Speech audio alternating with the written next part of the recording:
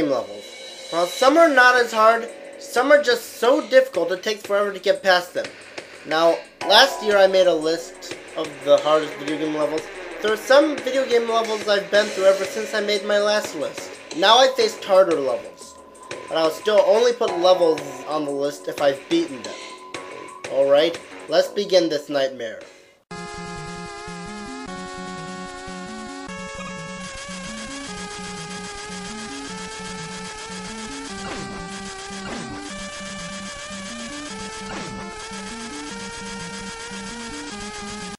Yes, Rusty Bucket Bay.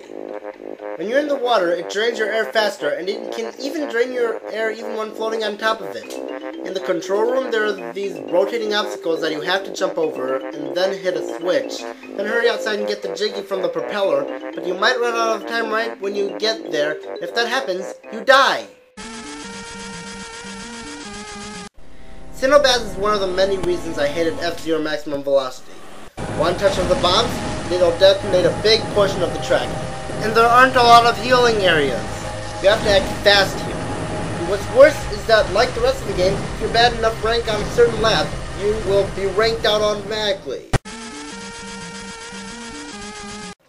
Aquas from Star Fox 64 is unbelievably annoying. The controls are so slippery, and you can't charge up shots in the submarine. Enemies are everywhere, and they're incredibly dangerous. Thankfully, you can light up the level with torpedoes, but they only shoot one torpedo every few seconds. I hate Frantic Factory! It's so dark, and the level's like a complete maze, not to mention the level seems to keep rearranging because you'll always get lost. One of the hardest parts of the level is when you have to play the original Donkey Kong on the arcade twice in order to get to the Nintendo coin. Both times you only have one life, and if you die once, you have to start all over. The only thing that would make it worse is if you had to beat it twice consecutively. Imagine how frustrating that would be. The worst part is that every time you die when playing the arcade game, it's really annoying to pull the lever. And even when you do, you have to watch this. Okay, what was the point of doing that stupid thing with your hands? Why didn't you just pull the lever the second I pressed the button? Skip the cutscene already! For the sake of humanity! You know what? I'm tired.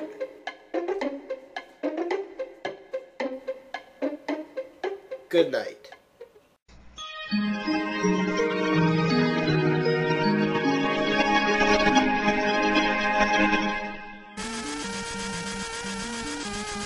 Heatman stage from Mega Man 2.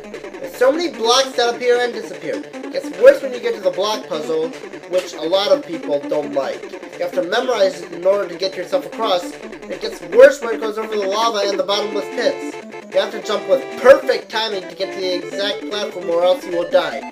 I know what you're thinking. Use the 2-platform weapon to simply fly across. I didn't even have that when I first played through this level. Besides, the platform part makes this way too easy. So try doing the block puzzle without the platform. Labyrinth Zone was annoying enough.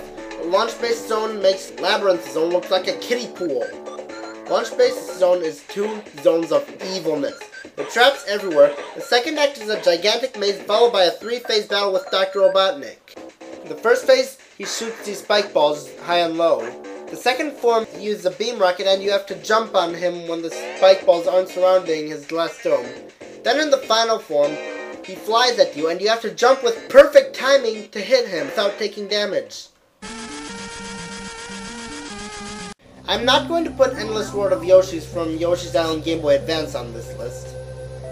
That level's hard alright, but I personally find Yoshi's Island Easter eggs from Yoshi's Island DS even harder. It has 8 puzzles. Puzzle 1.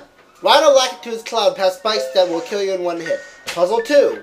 Get across a huge gap using these bouncies. Puzzle 3. A woozy guy will activate and reactivate platforms constantly, and if you make a wrong move, you die in one hit.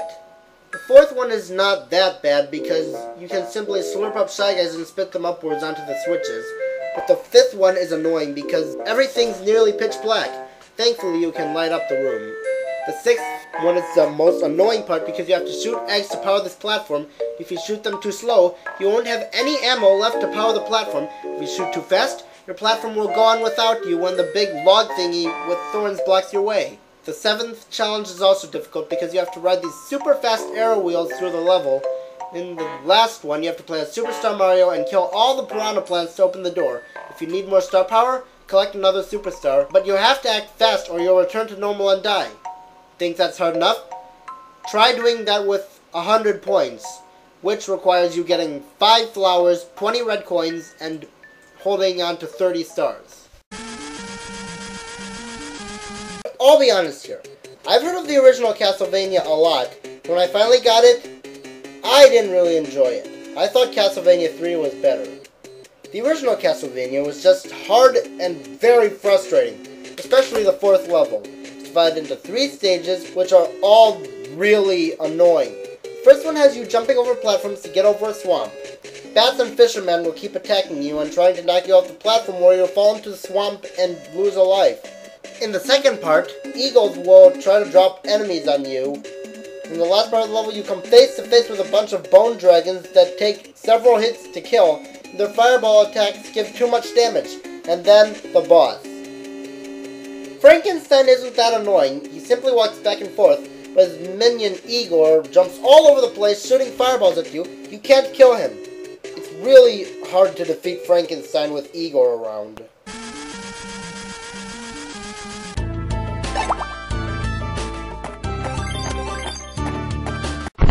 Wait! Even though I said in my Pokemon Ranger Guardian Science rant that I gave up trying to beat the Agon's Footsteps level, and I have the rule of only levels I've beaten, I still have this level on the list? Well, after several months, I changed my mind. I don't hate this game anymore. Now I think this game is okay at best. I decided that I should try the level again, and it was not easy. I didn't forget about those annoying Bastiodon which take forever to capture, and especially not the fact you have to catch 4 of them. Those Aggron take longer to capture than the Bastiodon, especially when they go into Rage mode. The boss, Probopass, surrounds itself with rocks and sparks and creates stone walls to block your attacks. So you have to draw loops very carefully to get him without touching his sparks or rocks. Throughout the entire level there's a time limit. Thankfully there are time extensions, but if you die you have to start the entire level all over again. I thought Chozodia was hard. Phase from Corruption is a monster. It was around average difficulty on normal mode. On veteran mode, it's not easy at all. Now, instead of a health bar, you have a timer, and if time runs out, you'll be corrupted by Phazon, and if that happens, you get game over. If you get game over at the level part, you have to start from the beginning of the level. If you get hit, you'll lose time faster. Thankfully, there are recovery items, but there are so many enemies everywhere. When you finally reach Dark Samus, the epic battle begins. The first phase, she can create clones of herself that will all go after you, and she can even heal. The second phase, she morphs with the Aurora unit, and you have to shoot these tentacle thingies on the side to make it fall over and hurry over to it to use the grapple beam. Then you have to blast it. You won't have much time. But then the last form. You have no recovery items, and the Aurora unit will use this spinning attack on the floor. So you have to act fast or else you'll be corrupted. If you lose to any of Dark Samus's 3 forms, you have to start all over from the first phase of the battle. I just realized, if the true arena is a level, then Boss Rush from Kirby's Nightmare in Dreamland must also be a level. There are 9 boss fights in a row. Wispy's easy, Paint Roll is average difficulty, Mr. Bright and Mr. Shine are harder, Crackle is a beast with his loop attack and he chases you before the battle. Heavy Mole is tough. Meta Knight forces you to fight using the sword, which is really short ranged. King DDD has so many nearly unavoidable attacks. Nightmare Bubble takes barely any damage. And Cloaked Nightmare can only be hit if he's flashing, and where he's flashing. Endgame from Fire Emblem Shadow Dragon. Here you will lose a lot of your units, even if they are at a really high level. And in this game, you can't go back to a previous chapter in order to train. There are so many ballisticians that can attack about the distance of the Grand Canyon, bishops with powerful magic that can even heal some enemies, mannequins with brute strength, and a lot of other annoying enemies. Your characters are all separated, so some of your characters won't be able to assist a certain other character.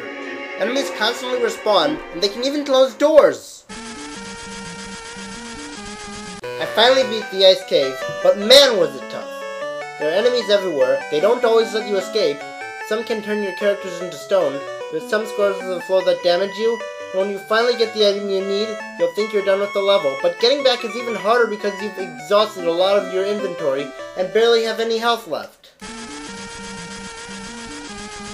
Maybe I was exaggerating when I said the Great Temple from Zelda 2 took me months to beat. It probably only took me 10 days, but still really annoying. There are fireball shooting birds, knights with massive HP that can jump and constantly defend themselves. The level's a complete maze, some floors are fake, and the bosses at the end will really mess you up. Thunderbird will constantly rain fireballs on you, and when the battle starts you have to use Thunder, which takes a lot of magic, and in the battle with Dark Link, he can defend himself constantly. Alright, let's recap before we get to number 1. Number 15, Rusty Bucket Bay. Number 14, Cinnobaz. Number 13, Aquas. Number 12, Frantic Factory. Number 11, Heatman Stage. Number 10, Launch Base Zone. Number 9, Yoshis Island Easter eggs. Number 8, Level 4. Number 7, Agron's Footsteps. Number 6, Phase. Number 5, Boss Rush. Number 4, Endgame. Number 3, The Ice Cave. Number 2, The Great Temple. So, what is the hardest video game level ever? Well, get ready everyone. In my mind, the hardest video game level ever is the Pit of 100 Trials from Paper Mario, the Thousand Year Door. There are 100 floors you have to go through to survive this level. Thankfully, 9 of them have treasures and you can buy stuff there, but others have dangerous enemies. Thankfully, if you're lucky, you can talk to one of the punies that'll make you go forward a few floors. The enemies are really hard to beat. Even when you get to a really high level, the last 50 floors can be pretty annoying. Some have huge defenses, some give huge damage, some heal themselves. Some enemies in the game are only found in the Pit of 100 Trials, so you have to scan them every time you want to see their health meter. You can thankfully take a warp pipe to the surface every 10 floors to save yourself and keep the experience and the enemy's HP scanned, but at the cost of having to start from the beginning of the pit. At the bottom, you'll face the meanest enemy in the entire Pit of 100 Trials, Bonetail. He has high defenses, gives big damage, and can even freeze you. Not to mention he can heal himself too. Some consider him to be even harder than the Shadow Queen. The Pit of 100 Trials is the hardest video game level I've ever played. It's incredibly long. Its enemies are extremely tough, and it has a really difficult boss at the end. I admittedly thought the Pit of 100 Trials was awesome because it had a great challenge, but still really tough. Well, that's the list. Please give me your opinion, and this is Meta527 the Second, signing out.